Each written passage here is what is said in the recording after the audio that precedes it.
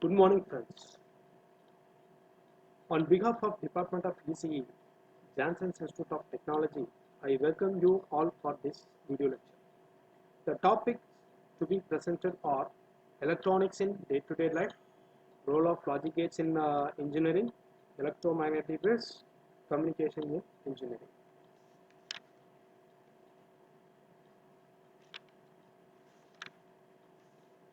Now, we are going to see about electronics in day-to-day life, how electronics affects our daily life.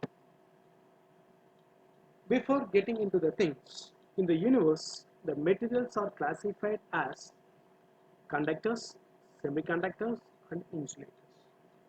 How are they classified? Based on the band gap energy between conduction band and valence band. For conductors, the band gap energy between conduction band and valence band is zero. That is, conduction band overlaps with the valence band. For semiconductors, there exists some band gap energy between conduction band and valence band. For insulators, there exists more band gap energy between conduction band and valence band. So this is typically around 15 electron volts. Next, among these materials, for electronics fabrication, we use this semiconductor material. Normally, there are two semiconductor materials are used, that is silicon and germanium. So normally we go for silicon for electronics fabrication. These semiconductor materials are classified as intrinsic semiconductor and extrinsic semiconductor. Intrinsic semiconductor is pure form of semiconductor and extrinsic is impure form of semiconductor. The process of adding impurities is called doping. The extrinsic semiconductors are classified as N-type and P-type. In N-type, the majority charge carriers are electrons, and P-type, the majority charge carriers are holes. Now, based on these materials, N-type and P-type materials, we fabricate a number of electronic components. Among the components, we are going to discuss about the diodes. Among the diodes, we are going to discuss about junction diode, Zener diode, light emitting diode, and photodiodes. PN junction diode. What is a PN junction diode? A PN junction diode is a two-terminal device with P-type material and N-type material joined together. There exists a depletion layer with between P-type material and N-type material. So this depletion layer consists of immobile charge carriers. It operates under two bias, that is forward bias and reverse bias. Now, what is forward bias? Here, in forward bias diode, the P-type material is connected to positive of the battery and the N-type material is connected to the negative of the battery. As a result, this positive of the battery repels the majority charge carriers of the positive region, P-type region, that is holes. The negative terminal of the battery repels the majority charge carriers of the N-type region, that is electrons. As a result, the majority charge carriers cross the depletion region and thereby causing a flow of electrons across the circuitry in one direction. So, during forward bias, the diode conducts. Now, what is reverse bias diode? That is, the N-type material is connected to positive of the battery and P-type material is connected to negative of the battery. As a result, the majority charge carriers are attracted towards the battery terminals. The depletion layer width increases. At one point of time, the depletion layer collapses and damages the entire device. So, the diode, PN junction diode, cannot be operated under reverse bias condition. Now, we will see where these diodes are used. So we use wide variety of electronic gadgets. So normally, quite normally, most of us use smartphones today. These smartphones are DC operated devices. So these smartphones have a charging battery inside. So we are charging it by means of a mobile phone charger. In homes, we get AC supply. This AC supply has to charge this DC battery. How it happens? So that we are going to see in the next slide. So where the diodes comes into picture. So this is a mobile charging circuitry. Here we are getting a 230 volts 50 hertz AC main supply from a home, and it is fed to your mobile charging terminal. So that is your, this is your charger, the circuitry inside your charger, which consists of a step down transformer. The 230 volts 50 hertz AC is passed through a step down transformer, which reduces the higher voltage to reduced AC voltage. This reduced AC voltage is passed through a full wave rectifier, which uses PN junction diodes. These PN junction diodes converts your AC to pulsating DC. This process is called, or this process of converting AC to pulsating DC is called rectification. So your diode is called rectifiers. PN junction diode is also called rectifiers. So the rectified pulsating DC is passed through a capacitive filter, which removes the ripples present in the signal, which removes the ripples present in the DC signal. After that, in order to get a constant output voltage, we are using a voltage regulator IC 7805.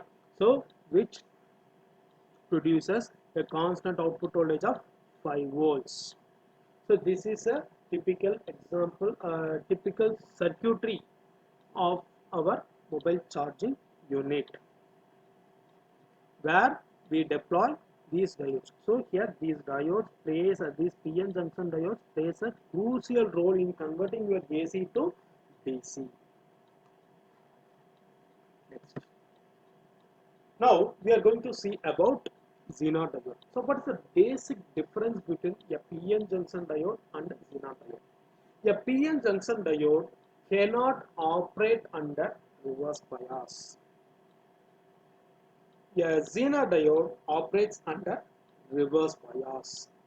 During reverse bias, the Zener diode at the voltage VZ, Zener voltage VZ, a breakdown occurs, the current steadily increases. The current steadily increases at VZ voltage. This VZ voltage becomes a constant voltage. This principle makes this Zener diode to be used as low power voltage regulators. So your Zener diode conducts during forward bias as well as during reverse bias.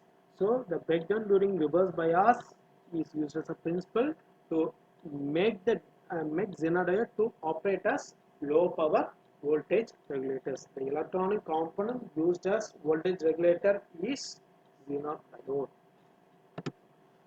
So this is the application of Zener diode, where the input unregulated voltage is given to the Zener diode in a reverse bias mode. So we are getting a regulated output voltage. Now, next we are going to see about light emitting diodes. These light emitting diodes are used in our homes. Nowadays, we use these sort of lamps in our homes. Why we use these sort of lamps in our homes, LED lamps in our homes? Because to reduce our consumption or energy consumption, we need to go for this light emitting diode based lamps.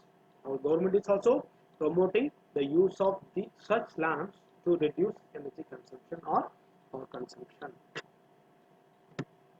In the internal circuitry of LED, we have a anode positive terminal and a cathode negative terminal.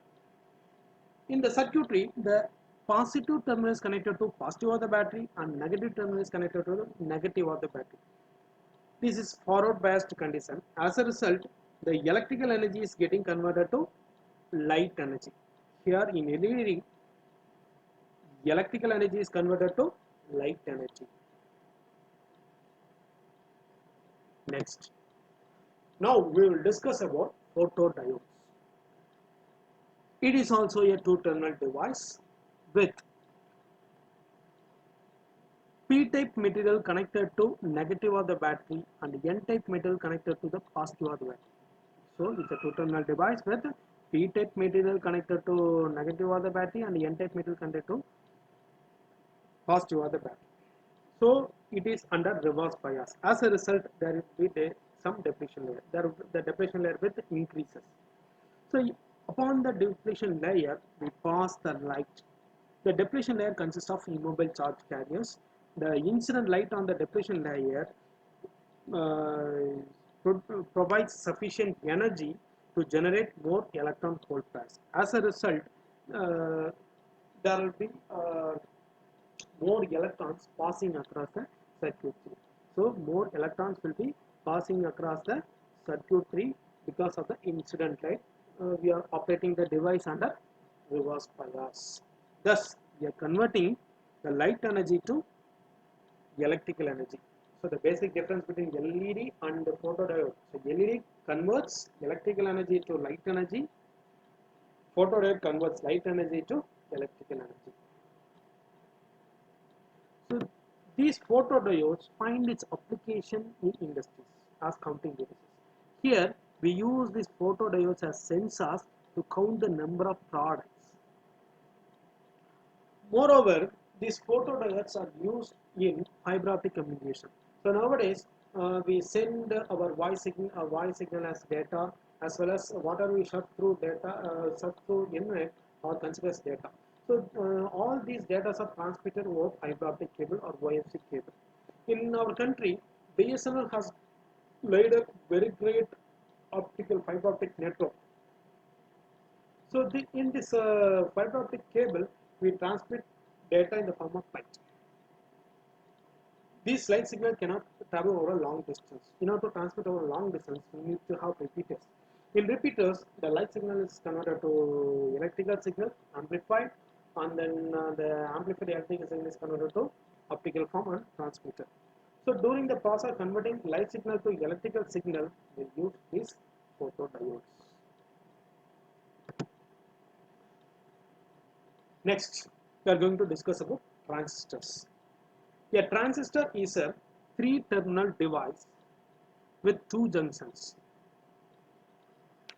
It consists of emitter, base, collector. Emitter is to emit charge and base through which a charges pass, and collector is to collect charge. There are two classes of transistors, NPN and PNP. N represents the majority charge carriers are electrons and P represents majority charge carriers are holes. In order to operate these transistors as amplifiers,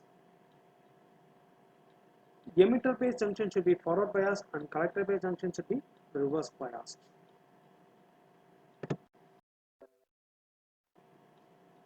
All the amplifiers nowadays we use this BJT or FET based amplifiers. So these BJTs are grouped together to form logic gates. So this elaborate discussion on logic gates is discussed next.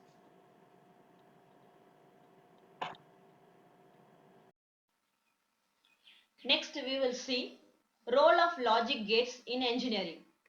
Here, what do you see? Probably you can say the word me in brown, but when you look through me, you will see you. Similarly, here you can see different types of integrated chips, which is nothing but ICs.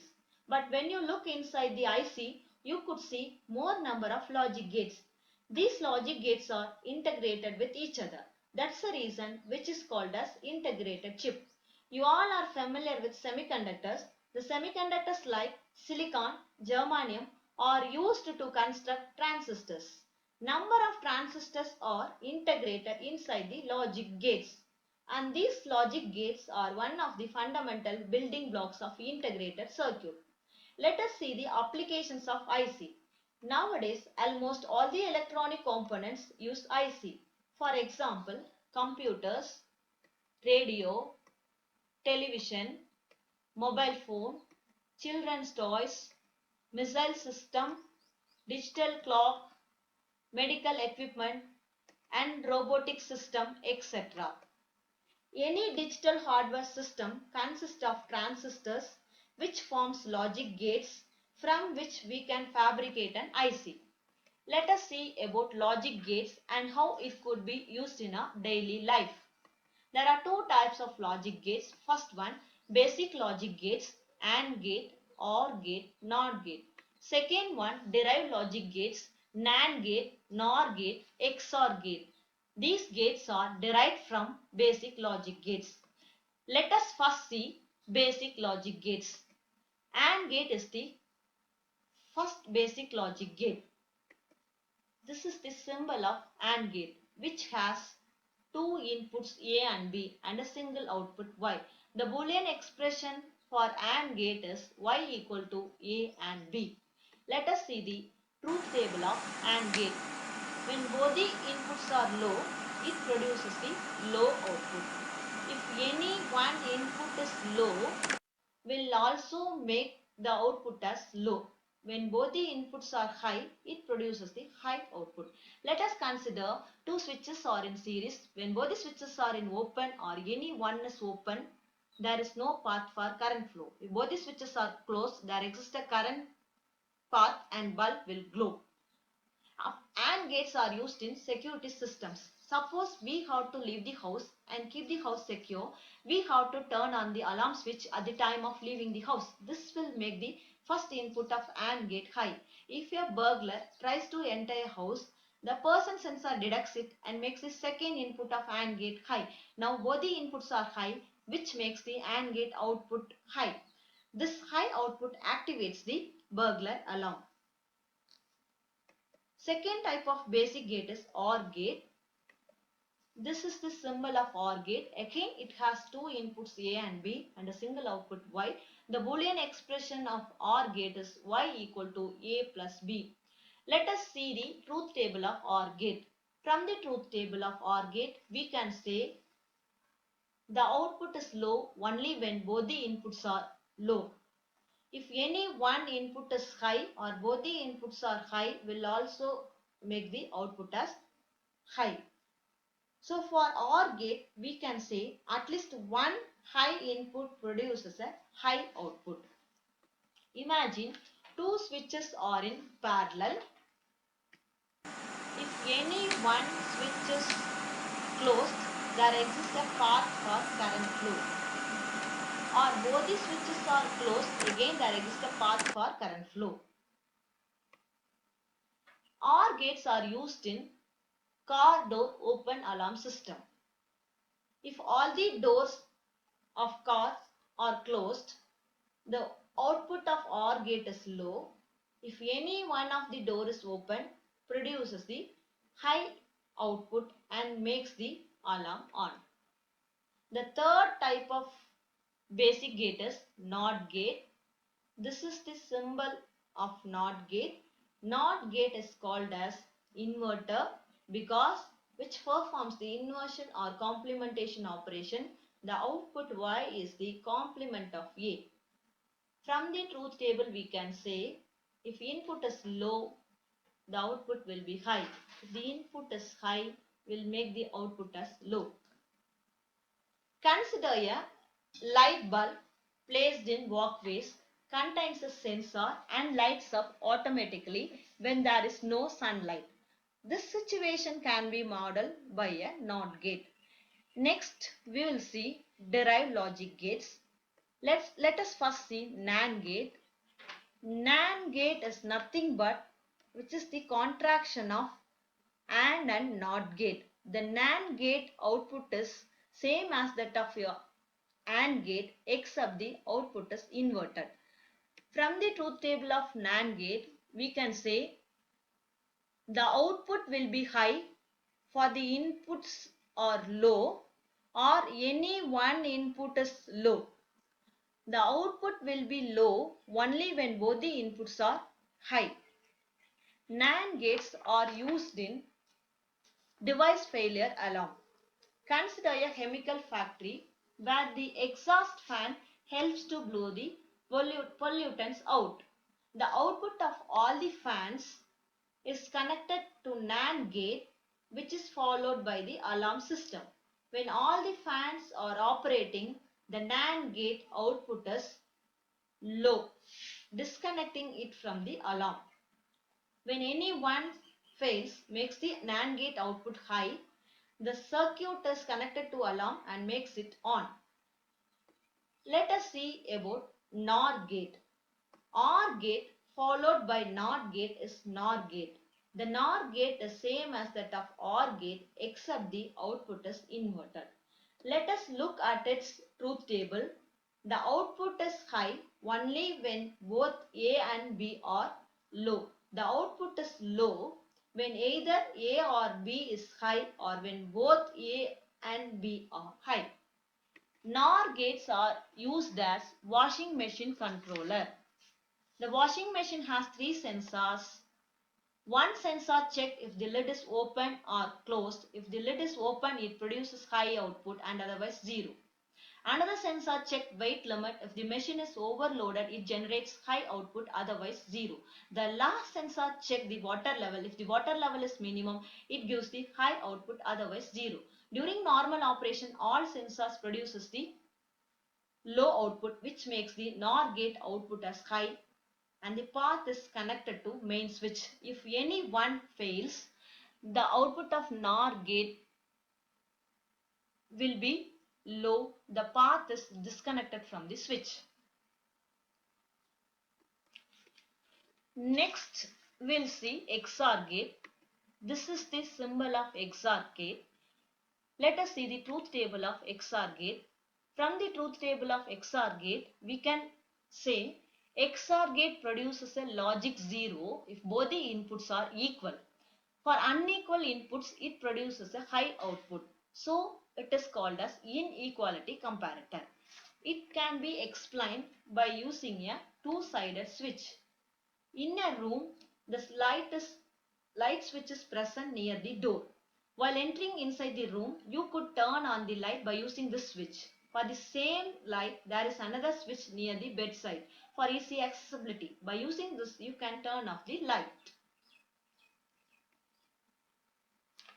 So, these logic gates are one of the fundamental building blocks of microprocessor, and the microprocessor is the heart of the motherboard and the motherboard is heart of the computer.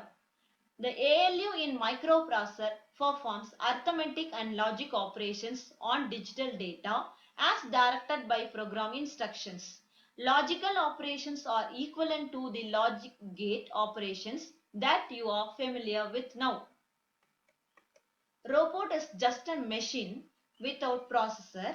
When a processor is being added to this robot, it can act as an artificial human. The processor is made up of millions of logic gates, what we have seen in this presentation. Now, let us see a small video on fabrication of IC. Microprocessors. They have become indispensable in our modern world and can only be produced in clean rooms under the most stringent of conditions.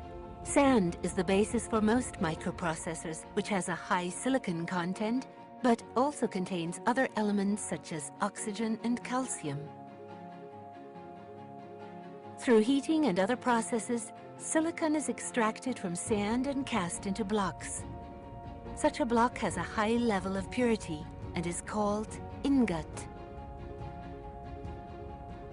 The block is cut into wafers of the desired thickness of anywhere from 0.5 to 1.5 millimeters, depending on their intended use. The wafer is then polished and subject to rigorous inspection. If the wafer passes the subsequent inspection, the first step of production begins, which is called front end of line. Here, the integration of transistors takes place. In the first step, a layer of silicon dioxide is laid down on top of the wafer, upon which a layer of silicon nitride is applied. Then, a very thin coating of photoresist is applied. A spin coating technique is typically used to spread the photoresist over the surface. In the next step, a prefabricated stencil composed of transparent glass and opaque chrome is projected onto a lens. The lens reduces the size of the stencil pattern.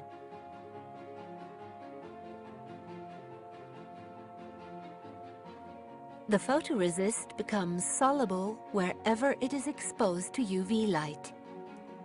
The dark areas here indicate the regions that are to be removed. These can be removed through the application of an appropriate solvent. Let's look at the surface a little bit closer now. The solvent uncovers part of the silicon nitride layer which lies beneath the photoresist. The application of corrosive liquids etch away the desired regions of the other layers in order to expose the silicon.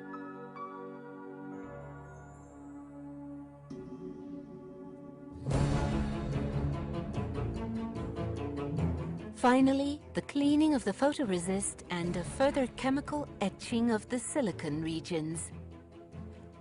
Another layer of silicon dioxide is then applied, which will serve as insulation between the transistors.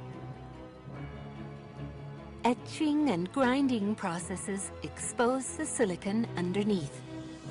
Photolithography is used once again in the process of doping the silicon regions for the purpose of protecting the regions which are not to be doped. The silicon regions are treated with either N or P-type doping through ion implantation. This example is one of an N-type doping. The photoresist can finally be removed. Looking at the doped regions, it can be seen that the implanted electrons are able to move freely and thus are able to carry electrical current. Finally, the creation of the gate dielectric, in which photoresist will be used to make source and drain areas through the implantation of foreign atoms. This is the fundamental structure of transistors. At this point, the front end of line is completed. From here, the back end of line begins. The back end of line begins with the application of undoped silicate glass in which holes for connection purposes are created. These will then be filled with tungsten and the electrical connections between the transistors will be created. The end result is a wafer full of chips which will be separated from each other using a saw and then embedded in a housing.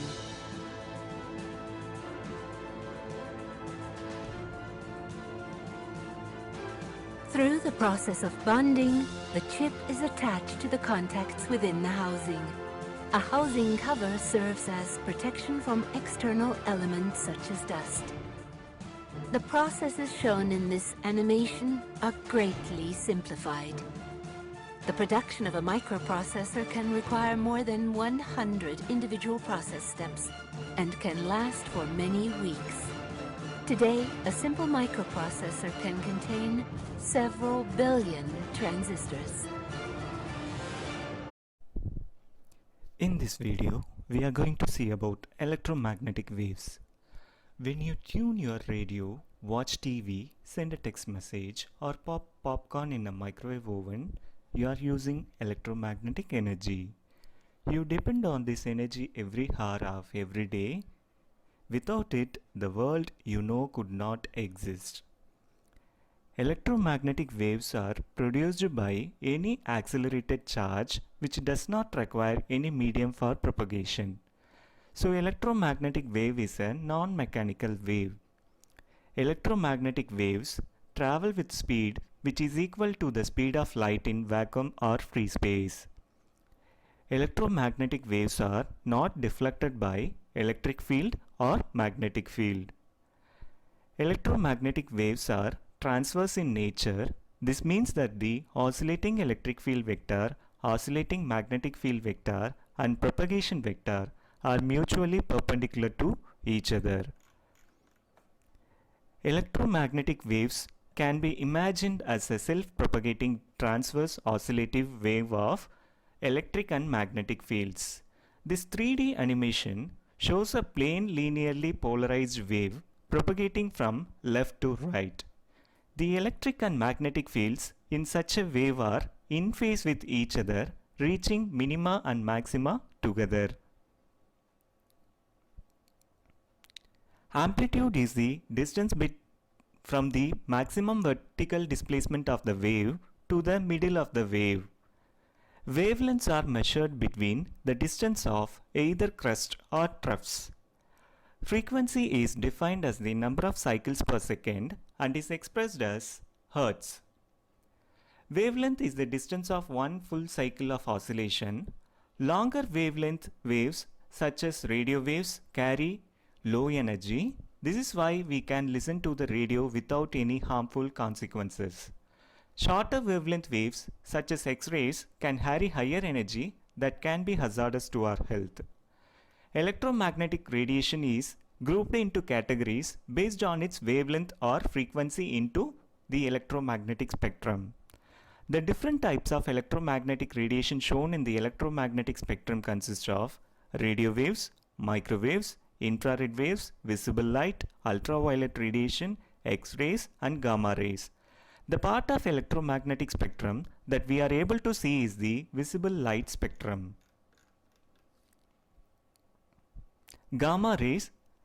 Gamma ray or a gamma is a penetrating electromagnetic radiation arising from the radioactive decay of atomic nuclei. It consists of the shortest wavelength electromagnetic waves and so imparts the highest photon energy. In this image, illustration of an emission of a gamma ray from an atomic nucleus is displayed for your reference.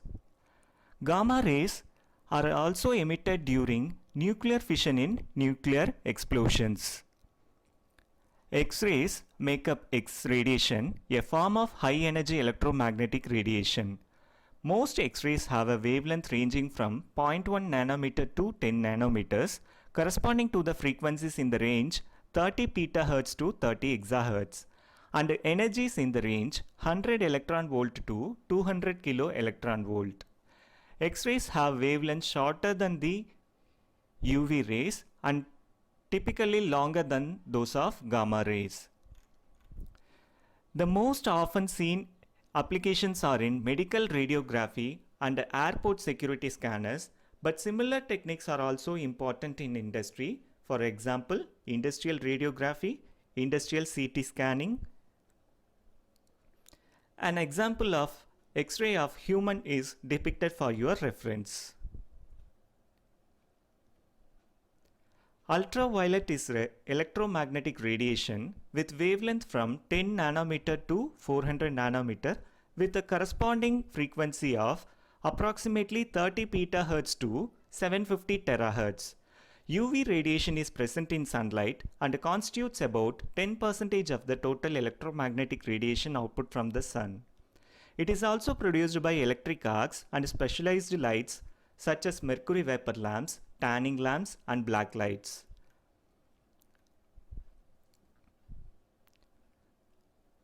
Although long wavelength ultraviolet is not considered an ionizing radiation because its photons lack the energy to ionize atoms. It can cause chemical reactions and cause many substances to glow. Light or visible light is electromagnetic radiation within the portion of electromagnetic spectrum that can be perceived by human eye. Visible light is usually defined as having wavelength in the range of 400 nanometer to 700 nanometer between the infrared and ultraviolet. This wavelength means a frequency range of roughly 430 terahertz to 750 terahertz. The main source of light on Earth is Sun. A triangular prism dispersing a beam of white light from longer wavelength, which is in red color, to shorter wavelength, which is in blue color, are separated, is shown for your reference. Infrared radiation, sometimes called infrared light, is electromagnetic radiation with wavelengths longer than those of visible light. It is therefore generally invisible to the human eye, although IR at wavelengths up to 1050 nanometers from specially pulsed lasers can be seen by humans under certain conditions. IR wavelengths extend from the normal red edge of the visible spectrum at 700 nanometers to 1 millimeter. Most of the thermal radiation emitted by objects near room temperature is infrared. A pseudocolor image of two people taken in long wavelength infrared light is shown for your reference. In this image, a comparison of thermal image and an ordinary photograph is displayed here. The plastic bag in the right side is transparent to long wavelength infrared, but the man's glasses are opaque. Microwaves, a form of electromagnetic radiation with wavelengths ranging from about 1 meter to 1 millimeter with frequencies between 300 MHz to 300 GHz. A more common definition in radio frequency engineering is the range between 1 GHz to 100 GHz. Microwave sources include artificial devices such as circuits, transmission towers, radars, and microwave ovens, as well as natural sources such as the sun and the cosmic microwave background. Waveguide is used to carry microwaves. Example of waveguides is a diplexer in an air traffic control radar is shown for your reference. A small microwave oven on a kitchen counter is displayed in this picture. A microwave oven passes a microwave radiation at a frequency near 2.45 GHz through food, causing dielectric heating primarily by absorption of the energy in the water. Radio waves are a type of electromagnetic radiation with wavelengths in the electromagnetic spectrum longer than infrared light.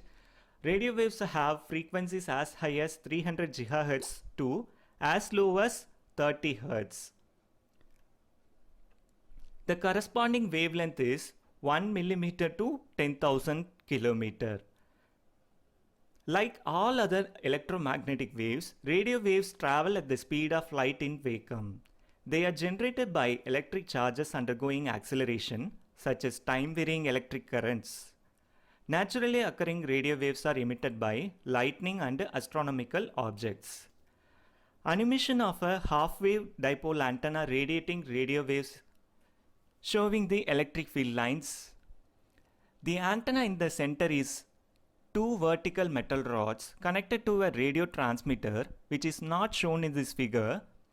The transmitter applies an alternating electric current to the rods, which charges them alternatively positive and negative. Loops of electric field leave the antenna and travel away at the speed of light. These are the radio waves. In this animation, the action is shown slowed down enormously for better viewing experience.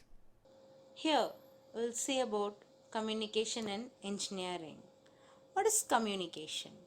Communication is the process of sending information from one end to other via a channel or medium. There are three key components of communication. They are sender, receiver, and message.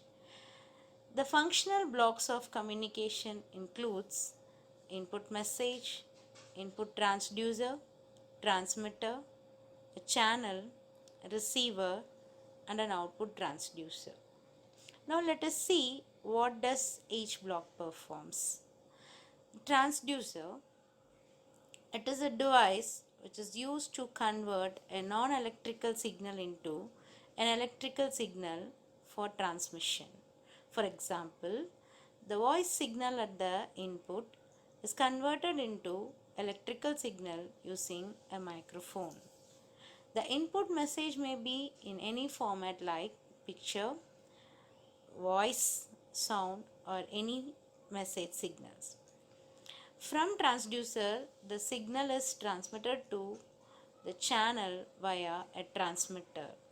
A transmitter is an electronic device which is used to produce radio waves in order to transmit the information. In addition to this, the transmitter also performs amplification and filtering process before giving the message to the channel. Communication channel is the medium which carries the information from the source to the destination. It is broadly classified into two types. One is wired, the other one is wireless, which is otherwise called as guided medium or unguided medium respectively. Now, the wired medium is further classified into three types based on the wires it is connected. One, twisted pair cable, coaxial cable, and optical fiber. Similarly, the unguided medium or wireless medium is also classified into radio waves, microwave, infrared, and so on. While the information is transmitting through the channel, it gets interfered or mixed with the unwanted signal which is called as noise.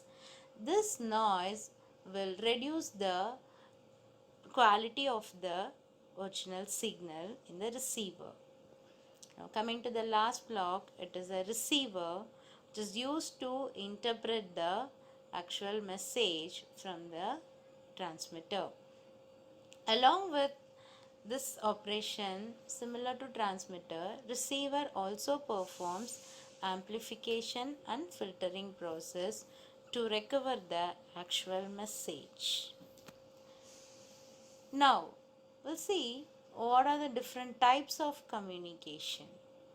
There may be so many classifications on communication depending on how it is transmitted. Here, we'll see depending on the nature of signal transmitted, the communication is categorized into two types, namely analog and digital communication. Analog communication is one where the signal is represented as a continuous time waveform, like a sine wave.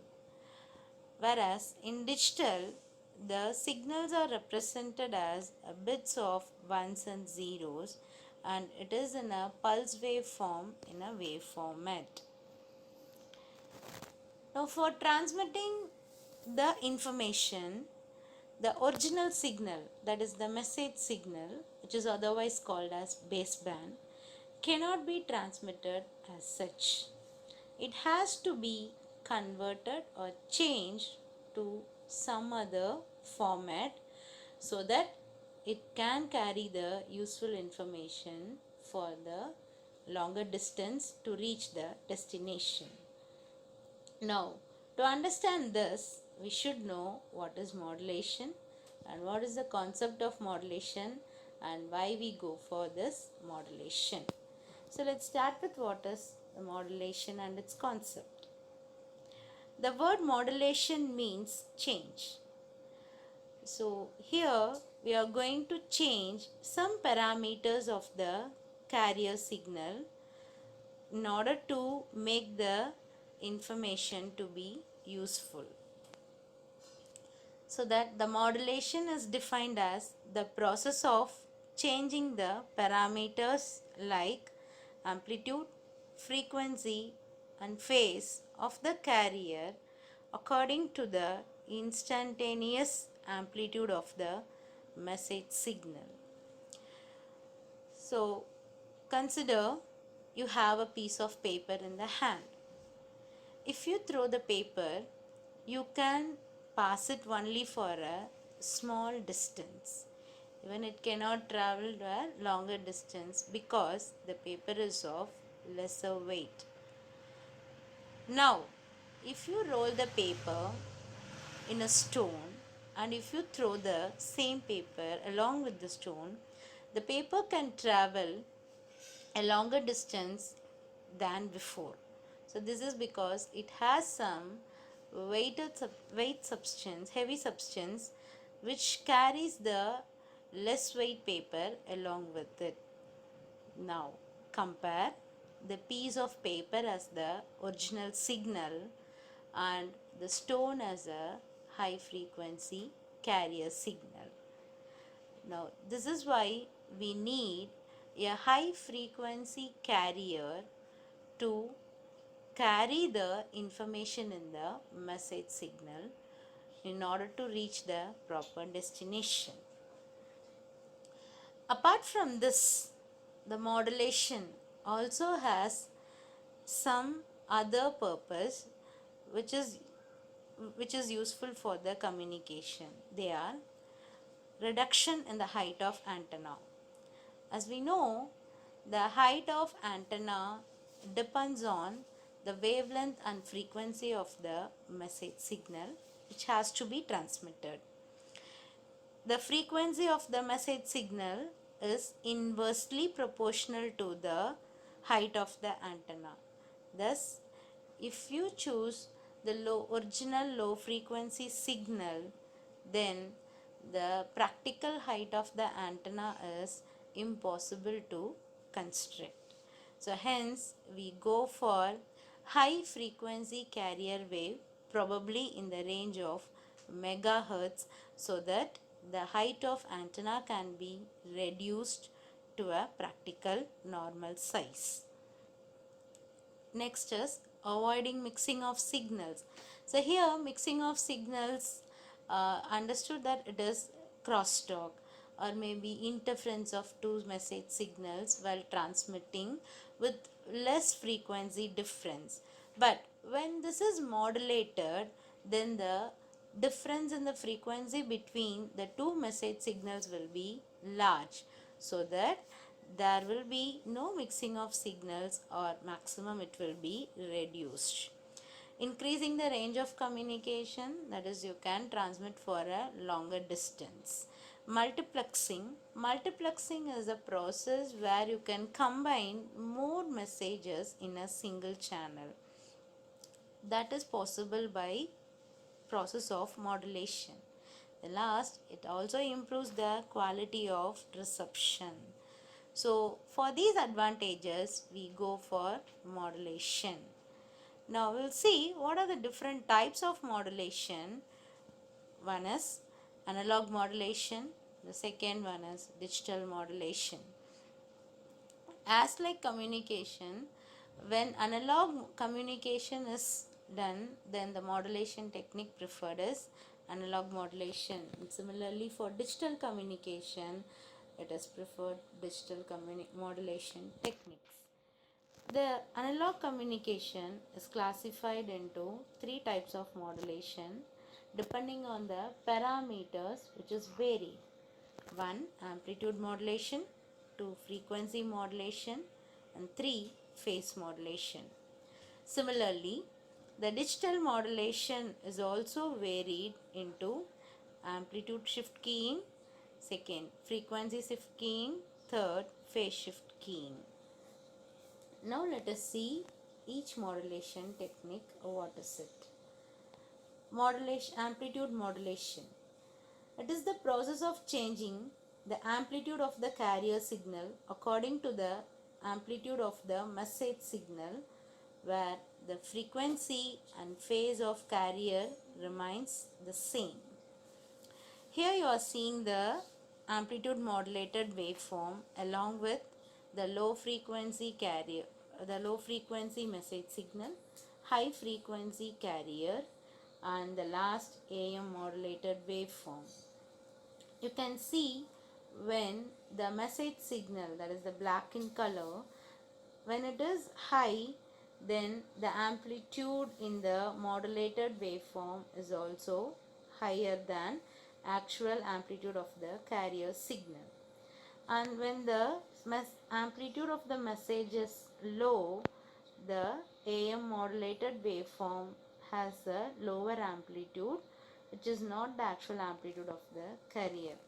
Thus, in amplitude modulation, the amplitude of carrier waveform is altered according to the amplitude of the message waveform.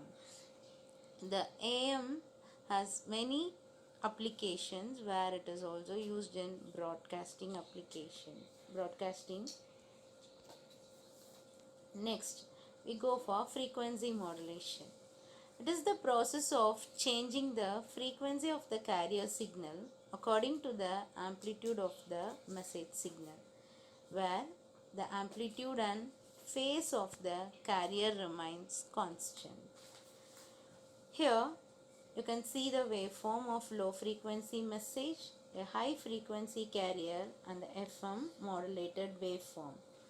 When the amplitude of message is high, you can see high frequency waveform in FM, and when there is a negative voltage or negative amplitude, you can see the number of cycles, that is frequency of the output waveform, is reduced when compared to the previous. So thus the frequency is altered according to the value of the amplitude of message signal. Now this is called frequency modulation, and we know FM broadcast is most popularly used. Next, phase modulation. The phase modulation is the process of changing the phase angle of the carrier signal according to the amplitude of the message signal, where the amplitude and frequency of carrier remains the same. Here, the phase angle of the output waveform is varied whenever there is a transition of amplitude from positive to negative in the message signal. The frequency is not changed, only a phase angle will be changed. The frequency modulation and phase modulation is combinedly called as angle modulation in the analog communication. Let us see some comparison between AM and FM. In general, FM is used for voice transmission and AM is used for video signal transmission. This is because the FM is more immune to noise and has very high bandwidth compared to the AM waveform. Now let us discuss how this AM and FM radio works. Before that, we should know what is this radio wave, what are radio waves, where they are located in the EM spectrum. The radio waves are the major part of electromagnetic waves.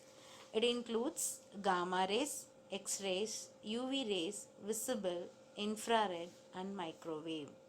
The very high frequencies greater than microwave are used for medical applications, and for communication we generally use RF waves, which is most sufficient for transmission of the informations. Now let us see how this radio broadcast happens or works.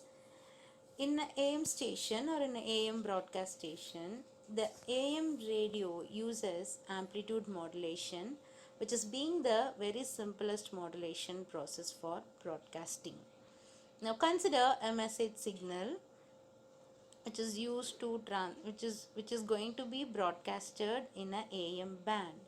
Now without modulation, this information cannot be transmitted, and hence we go for a high frequency carrier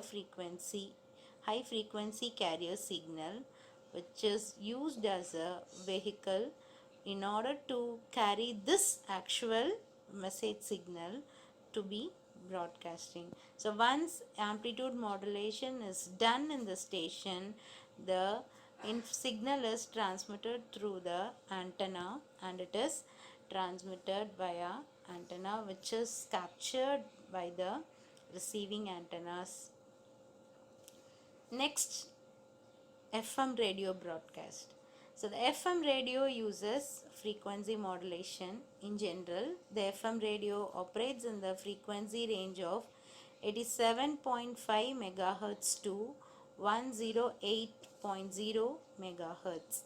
So you might know all our FM frequency stations use the frequency only within this limit. We might have seen Suryan FM, Rainbow FMs, everything will have the limit only between the range of this 87.5 megahertz to the 108.0 megahertz.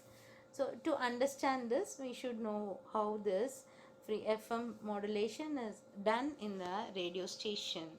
So considering a signal with a steady frequency, that is the message signal which has a constant frequency and amplitude. Now this frequency is is of no use when this is not modulated, and hence we go for modulating the message signal by using a high frequency carrier signal. Now once this frequency modulation is done, then the signal is ready for transmission and reception.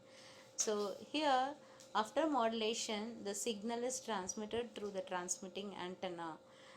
Almost every house will have a radio receiver where in which we have a antenna which is used to pick up the desired signal by tuning the frequency of the signal. Okay. Thus the frequency modulation can be used to transmit music or voice by using the carrier frequency. Now, apart from this FM radio broadcast, we have other applications of FM too, which are video conference applications, voice over internet protocol, online gaming, community storage solutions, chatting, instant messaging, etc. Now, whatever we discussed is based on the analog modulation techniques. Now we'll see a small discussion about what are all the different types of digital modulation techniques. Digital modulation technique is one where the modulation is done for high bit stream of data. So if you have very higher bandwidth or huge amount of data, then you can go for digital communication techniques or digital modulation technique for transmission of data, since it has high security and it holds higher bandwidth when compared to analog communication. The first classification, amplitude shift keying. Here you can see the waveform for a bit stream of ones and zeros which are given in the pulsed format. The carrier signal is present only when the bit is 1, and for the bit 0 there is no ASK waveform. There is an absence of carrier waveform. So this amplitude shift keying is otherwise called as on-off keying, since it can be used like switch. For 1 you can have on condition, and for 0 you can have off condition, and thus it is also called as on-off keying. Now second, frequency shift keying. It is very similar to analog FM modulation. Here we have a input message as in the bit stream of ones and 0. We have two carrier signals. You can see two carrier signals, one in green color and the other one is in the blue color. Both these waveforms are carrier frequencies, with green color of higher frequency carrier and blue color as low frequency carrier. Now whenever a bit 1 is represented, you can see the high frequency waveform, and when 0 is represented, you can see the low frequency waveform representation in the FSK modulated output. So this is very similar to FM modulation. Now next is phase shift keying. So similar to phase modulation, here the phase angle of the carrier will be changed whenever there is a transition from 1 to 0 or 0 to 1 in the bit stream. You can see the input when one is transitioning into 0, there is a phase reversal occurrence at the output, and similarly for 0 to 1 transition also you can notice the phase reversal occurrence. This phase shift keying has many application. You have different types of phase shift keyings like quadrature phase shift keying, pi by 4 phase shift keying, BPSK, etc., 8PSK, etc. So it is most widely used in satellite communications for transmission of data. Now, advantages, as we said, digital modulation is used to transmit a huge amount of data using this physical medium, which is little bit difficult in the analog modulation or analog communication techniques. Secondly, the digital signals can be handled with more secure than the analog signals. Next, last, we come to applications of this digital communication. 1. Telemetry. Telemetry is a process of transmitting of physiological parameters of any living organism from a remote location to the base station or an observer. For this process, we maximum use digital modulation techniques. Next, cellular telephony. It is the mobile communication where we go for digital modulation technique for transmission of informations. Next, satellite communication. Since it involves high data rate, we go for digital modulation technique. Similarly, digital video broadcasting, microwave radio links are also some of the examples of digital modulation technique. Thank you, students. Thanks for listening the session.